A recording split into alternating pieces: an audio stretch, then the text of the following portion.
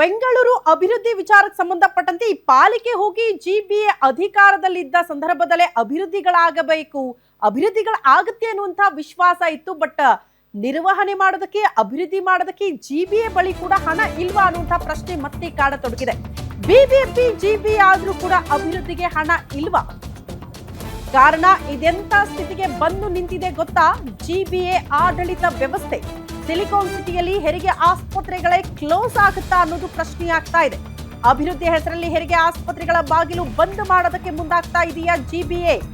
ಬಡವರು, ಕೂಲಿ ಕಾರ್ಮಿಕರಿಗೆ ಅನುಕೂಲವಾಗಬೇಕಾದ ಆಸ್ಪತ್ರೆಗಳಿಗೆ ಬೀಗ ಜಡಿಯುವಂತಹ ನಿರ್ಧಾರನ. ಬೆಂಗಳೂರಿನಲ್ಲಿದೆ ಸುಮಾರು 28 ಪಾಲಿಕೆ ಹೆರಿಗೆ ಆಸ್ಪತ್ರೆಗಳು. 28ರಲ್ಲಿ 10 ಹೆರಿಗೆ ಆಸ್ಪತ್ರೆಗಳನ್ನ ಬಂದ್ ಮಾಡೋದಕ್ಕೆ ಜಿಬಿಎ ಮುಂದಾಗ್ತಾ ಇದೆಯಂತೆ. ಇದಕ್ಕಿಂತ ವಿಪರ್ಯಾಸದ ಸಂಗತಿ ಮತ್ತೊಂದಿದೆಯಾ? ಸರ್ಕಾರಿ ಆಸ್ಪತ್ರೆಗಳೇ ಕ್ಲೋಸ್ ಆದ್ರೆ ಬಡವರು ಎಲ್ಲಿಗೆ ಹೋಗ್ಬೇಕು? ಖಾಸಗಿ ಆಸ್ಪತ್ರೆ ಕೇಳುವಷ್ಟು ದುಡ್ಡು ಕೊಡೋ ಶಕ್ತಿ ಬಡವರಿಗೆ ಇರುತ್ತಾ ಅನ್ನೋದು ಪ್ರಶ್ನೆ. ಆಸ್ಪತ್ರೆ ಬಂದ್ ಮಾಡಿದ್ರೆ ಸ್ಥಳೀಯರಿಗೆ ದೂರದ ಏರಿಯಾಗೆ ಹೋಗುವ ಟೆನ್ಷನ್ ಕೂಡ ಶುರುವಾಗಿದೆ.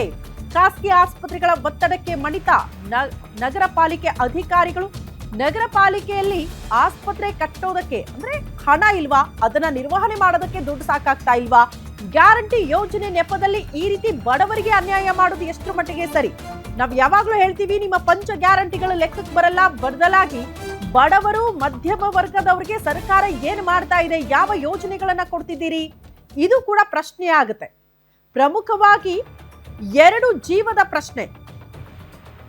ಒಬ್ಬ ತಾಯಿ ಆಗೋದಕ್ಕೆ ಹೊರಟಾಗ ಒಂದು ದುಡ್ಡಿರಲ್ಲ, ಬಟ್ ಸರ್ಕಾರಿ ಆಸ್ಪತ್ರೆಗಳು ನಮ್ಮ ನೆರವಿಗೆ ಇರುತ್ತೆ. ನಾವು ಮಗು ಎತ್ಕೊಂಡು ಮನೆಗೆ ಬರ್ಬೋದು ಸೇಫ್ ಆಗಿ ಅಂತ ಈ ಆಸ್ಪತ್ರೆಗಳಿಗೆ ಹೋಗ್ತಾರಲ್ಲ ಹೆಣ್ಮಕ್ಳು, ಅದೇ ಆಸ್ಪತ್ರೆಗಳು ಕ್ಲೋಸ್ ಆಗ್ಬಿಟ್ರೆ ದುಡ್ಡಿರಲ್ಲ, ಎಲ್ಲಿಗೆ ಹೋಗ್ಬೇಕು ಅನ್ನೋದನ್ನ ಪ್ರಶ್ನೆ ಮಾಡ್ತಾರೆ. ಈ ಬಗ್ಗೆ ಮತ್ತಷ್ಟು ಡೀಟೇಲ್ಸ್ ಅನ್ನ ಪಡ್ಕೊಳ್ಳೋಣ. Metro bureau chief Ullas S ಕಿರುವಾಸೆ ನೇರ ಸಂಪರ್ಕದಲ್ಲಿ ಜಾಯಿನ್ ಆಗ್ತಿದ್ರೆ. ಉಲ್ಲಾಸ್, ಅಭಿವೃದ್ಧಿ ಮಾಡಕ್ಕೂ ದುಡ್ಡಿಲ್ಲ, ಈಗ ಹೆರಿಗೆ ಆಸ್ಪತ್ರೆಗಳನ್ನ ನಿರ್ವಹಣೆ ಮಾಡೋದಕ್ಕೂ ದುಡ್ಡಿಲ್ಲ ಅಂತ ಅಂದ್ರೆ ಇವ್ರ ಗ್ಯಾರಂಟಿಗಳಿಗಿಂತ ಮೊದಲು ಇದನ್ನ ನಿರ್ವಹಣೆ ಮಾಡಬೇಕಾಗಿತ್ತು ಅಂತ ಜನ ಕೇಳೋದು ಇದನ್ನೇ ಅಲ್ವಾ? ಖಂಡಿತವಾಗ್ಲೂ ಶ್ರುತಿ, ಈ ಹಿಂದೆ ಗ್ಯಾರಂಟಿ ನ್ಯೂಸ್ ಒಂದು ವರದಿಯನ್ನ ಪ್ರಸಾರ ಮಾಡಿತ್ತು. ಇಡೀ ರಾಜ್ಯಾದ್ಯಂತ ಇರುವಂತಹ ಸುಮಾರು 230 ಹೆರಿಗೆ ಆಸ್ಪತ್ರೆಗಳನ್ನ ಬಂದ್ ಮಾಡಿ ಅದನ್ನ ಕ್ಲಿನಿಕ್ಗಳಾಗಿ ಮಾಡುವಂತ ನಿರ್ಧಾರ ಮಾಡಿದೆ ಅಂತೇಳಿ. ಇದ್ರ ಬೆನ್ನಲ್ಲೇ ಜಿಬಿಎನು ಕೂಡ ಕಳೆದ 5-6 ತಿಂಗಳಿಂದ ತನ್ನ ವ್ಯಾಪ್ತಿಯಲ್ಲಿ ಇರುವಂತಂದ್ರೆ ಈಗ ಸದ್ಯಕ್ಕೆ 369 ವಾರ್ಡ್ಗಳಿಗೆ ತನ್ನ ವಿಸ್ತೀರ್ಣವನ್ನ ಹಿಗ್ಗಿಸಿದೆ. ಈ ಹಿಂದೆ ಇದ್ದಂತಹ 198 ವಾರ್ಡ್ಗಳಲ್ಲಿ ಕೇವಲ 26 ಹೆರಿಗೆ ಆಸ್ಪತ್ರೆಗಳು ಮಾತ್ರ ಜಿಬಿಎ ವ್ಯಾಪ್ತಿಯಲ್ಲಿ ಇತ್ತು.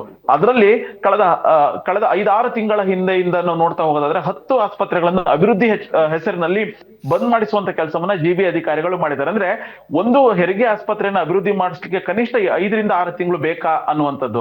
ಆದ್ರೆ ಜಿಬಿಎ ಅಧಿಕಾರಿಗಳು ಕೊಟ್ಟಿರುವಂತಹ ಮಾಹಿತಿ ಪ್ರಕಾರ ಇಲ್ಲ, ಅದನ್ನ ಡೆವಲಪ್ಮೆಂಟ್ ಮಾಡ್ತಾ ಇದ್ದೀವಿ ಅನ್ನುವಂತಹ ಒಂದು ಕಾರಣವನ್ನ ಕೊಡ್ತಾರೆ. ಅಂದ್ರೆ ನಾವು ಗಮನಿಸ ಹೋಗೋದಾದ್ರೆ ಜಿಬಿಎ ನಲ್ಲಿ ಒಂದು ಹೆರಿಗೆ ಆಸ್ಪತ್ರೆನ ಅಭಿವೃದ್ಧಿ ಮಾಡ್ಲಿಕ್ಕೆ ಹಣ ಇಲ್ವಾ ಅನ್ನುವಂತ ಒಂದು ಪ್ರಶ್ನೆ ಜನಸಾಮಾನ್ಯರಲ್ಲಿ ಮೂಡುತ್ತೆ. ಯಾಕೆಂದ್ರೆ ಬಡವರನ್ನೇ ಅತಿ ಹೆಚ್ಚು ಹೆರಿಗೆ ಆಸ್ಪತ್ರೆಗಳಿಗೆ ಹೋಗುವಂತದ್ದು.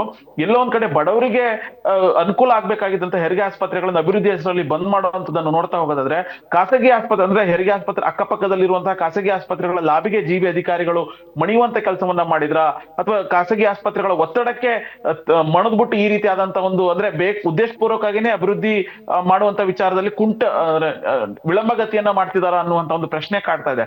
ಎಕ್ಸಾಂಪಲ್, ಈಗ ಯಾವ್ದೋ ಒಂದು ಪಕ್ಕದಲ್ಲಿದ್ದಂತ ಹೆರಿಗೆ ಆಸ್ಪತ್ರೆ ಬಂದಾಗಿರುತ್ತೆ, ತೀರಾ ಎಮರ್ಜೆನ್ಸಿ ಅಂತ ಬಂದಾಗ ಇಲ್ಲ ಹೆಚ್ಚಿನ ಹಣವನ್ನು ಕೊಟ್ಟು ಪಕ್ಕದಲ್ಲಿರುವಂತಹ ಖಾಸಗಿ ಆಸ್ಪತ್ರೆಗೆ ಹೋಗ್ಬೇಕು, ಇಲ್ಲ ಅಂತಂದ್ರೆ ಇಲ್ಲಿಂದ 5-6 ಕಿಲೋಮೀಟರ್ ದೂರದಲ್ಲಿರುವಂತಹ ಮತ್ತೊಂದು ಜಿಬಿಎನ್ ಹೆರಿಗೆ ಆಸ್ಪತ್ರೆಗೆ ಹೋಗ್ಬೇಕು. ಅಷ್ಟು ಕಾಲಾವಕಾಶ ಇರೋದಿಲ್ಲ. ಸೊ ಯಾಕೆ ಜಿಬಿಎ ಅಧಿಕಾರಿಗಳು ಈ ರೀತಿಯಾದಂತಹ ಒಂದು ನಿರ್ಲಕ್ಷ್ಯ ಧೋರಣೆಯನ್ನ ತೋರ್ತಾ ಇದ್ದಾರೆ? ಬಡವರಿಗೆ ನೀವು ಆರೋಗ್ಯದ ಯೋಜನೆಯನ್ನ ಕೊಡಬೇಕು, ಆರೋಗ್ಯದ ಗ್ಯಾರಂಟಿಯನ್ನ ಕೊಡಬೇಕು ಅನ್ನುವಂತಹ ಒಂದು ಮಾತುಗಳು ಸಾರ್ವಜನಿಕ ವಲಯದಿಂದ ಕೇಳಿ ಬರ್ತಾ ಇದೆ.